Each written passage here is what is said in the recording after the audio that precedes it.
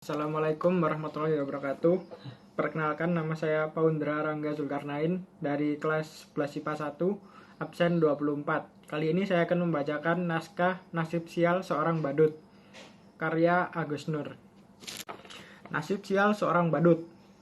Badut, tak ada yang lebih sial dari seorang yang ingin melucu, sama sekali tak lucu. Jangankan orang lain tertawa, saya sendiri tak tertawa oleh lelucon saya. Mungkin kalian menyangka menjadi badut adalah pekerjaan paling gampang, tinggal bertingkah kocak dan orang akan tertawa. Bila kalian menjadi saya, kalian akan mengerti, tak gampang membuat orang tertawa, apalagi ketika kamu sedang tidak ingin tertawa.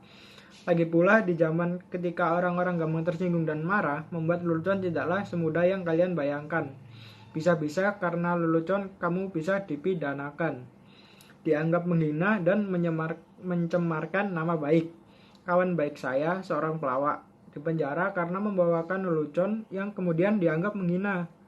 Dia bercerita tentang seorang yang memanjat pohon kelapa pada jam 10 pagi.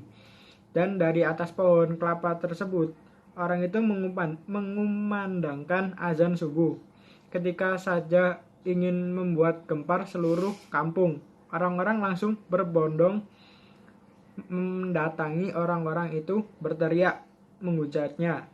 Bahkan ada yang ingin membunuhnya. Dasar kafir, turun kamu. Begitu orang-orang kampung berteriak marah, berani-beraninya kamu melakukan penghinaan azan subuh jam 10 pagi. Dasar orang aneh, kafir. Tapi dengan tenang orang itu menjawab, loh, siapa yang aneh? Siapa yang kafir? Coba kalian pikir, saya azan subuh jam 4 di masjid, tapi tak ada satupun yang kalian yang datang ke masjid. Begitu saya adzan subuh jam 10, kok kalian pada datang? Coba kalian pikir, siapa yang gak taat? Siapa yang aneh? Siapa yang kafir? Badut melanjutkan, orang kok gampang mengkafir kafirkan orang. Hanya karena berbeda bermusuhan. Sekarang orang sepertinya senang bertengkar. Kalau Descartes bilang, aku berpikir maka aku ada. Orang sekarang bilang, aku bertengkar, maka aku ada. Pertengkaran menjadi komoditi, diperjualbelikan, bahkan sering dibeli pembenaran atas nama keyakinan. Ayat-ayat digunakan untuk kepentingan kekuasaan. Makanya sekarang itu suah membuat orang tertawa. Saya menjadi badut meneruskan ayah saya. Dulu ayah saya seorang badut, karena bapak saya badut, saya akan menjadi badut. Sekarang kan sedang ngetren, anak meneruskan orang tuanya. Karena bapaknya presiden, ya anaknya ingin jadi presiden. Enggak ding, anaknya nyalon jadi gubernur, bahkan ada yang nyalon jadi wali kota. Sudah jangan ngomong ngelantur, nanti saya malah ditangkap. Dulu bapak saya jadi badut, itu lumayan enak, penghasilan lumayan. Bapak saya sering diundang karena orang-orang butuh hiburan. Badut dan pelawak dianggap masih lucu. Nah, kalau sekarang pelawak saja kalah lucu kok sama politikus. Terdiam sesaat. Badut, aduh, aku nggak nyangka kamu akan datang. Silakan, maaf berantakan. Duduklah. Mau minum apa? Atau makan apa? Kamu nggak haus? Nggak lapar? Syukurlah, kebetulan saya tak punya apa-apa. Tapi bisa pesen GoFood kok. Kamu yang bayar ya. Badut, yang datar pacar saya loh. Jangan tersenyum ngejek begitu. Badut kayak saya juga manusia, bisa falling in love dan punya pacar. Lihat itu, cantik gak pacar saya? Namanya Raisa. Lengkapnya Raisa bayar. Badut melanjutkan, terima kasih mau menemui saya. Saya kira kamu sudah melupakan saya. Terima kasih kalau kamu terus ingat saya. Kamu pasti kangen ya? Saya juga rindu, itu berat. Kamu gak akan kuat, biar aku saja. Badut lalu berkata, aku kira kamu gak mau sama saya. Katanya kamu punya pacar baru, lebih tampan, lebih kaya. Tapi percayalah, apapun yang terjadi, aku tetap cinta kamu. Sumpah, I love you, I miss you.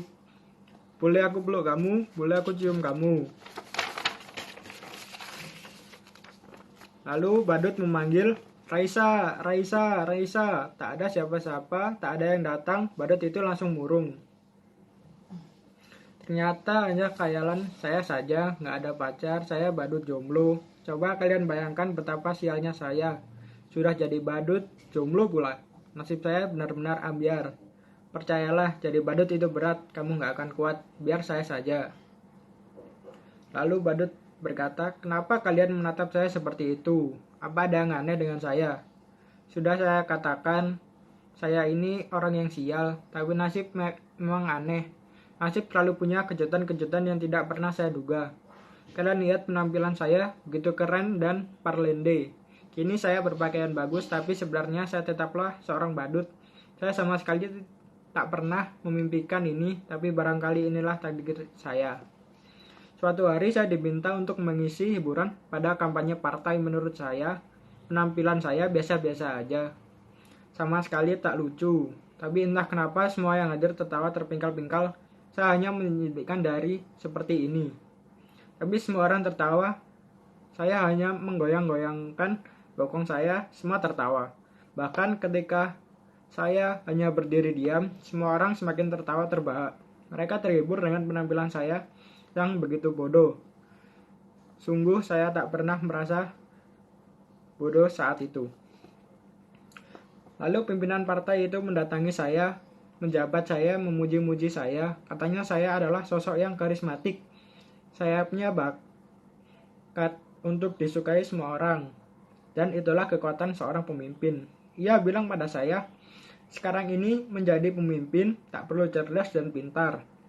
Yang penting disukai banyak orang. Demokrasi membuat seorang menjadi pemimpin bukan lantaran kecerdasannya, tapi karena kemampuan disukai banyak orang.